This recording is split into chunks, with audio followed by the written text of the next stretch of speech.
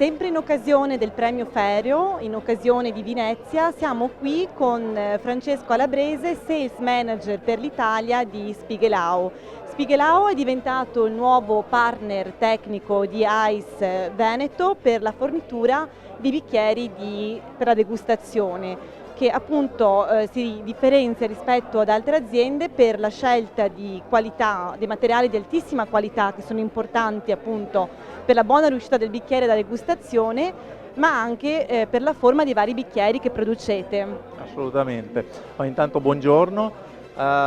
Sì, allora Spiegelau è un'azienda che produce calici da degustazione, un'azienda produttiva tedesca che fa parte del gruppo Riedel, insieme all'altro marchio del gruppo che è Nachman, e appunto il focus è proprio incentrato sul mondo della degustazione, sia nella ricerca di materie prime affinché possano essere più trasparenti possibili, e quindi un prodotto finito trasparente è un prodotto che permette il reale apprezzamento del colore del vino.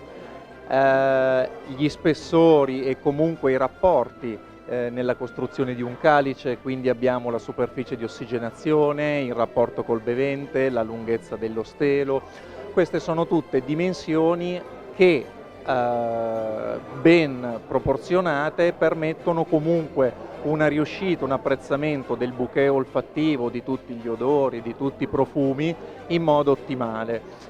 In questo rientra anche poi il taglio del bevente, quindi che veicoli perfettamente sui vari punti della lingua il flusso del vino, e questo anche tagliato laser proprio in modo appunto che si appoggi perfettamente. È un'azienda che quindi si occupa e occupa la fascia alta del mercato proprio per tutti questi termini di qualità e di ricerca e sviluppo che c'è dietro, con un focus particolare nel mondo del vino. Quindi per noi questa partnership è stata, se vogliamo, un connubio quasi naturale, perché comunque i professionisti del settore, quale è ICE Veneto, all'interno poi della struttura anche italiana, e con Spiegelau ci si è trovati appunto per questa ricerca di alto livello che condividono, ecco.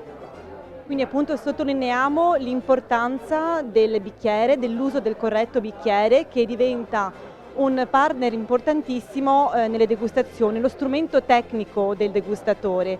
Quindi direi che è un onore insomma essere qui in occasione di questa premiazione, perché sono stati utilizzati i vostri bicchieri per degustare le 7 categorie di vini. Avete portato quindi più di un tipo di bicchieri, giusto, a questa degustazione? Esatto, abbiamo portato i bicchieri, in questo caso erano della linea Wilsberger.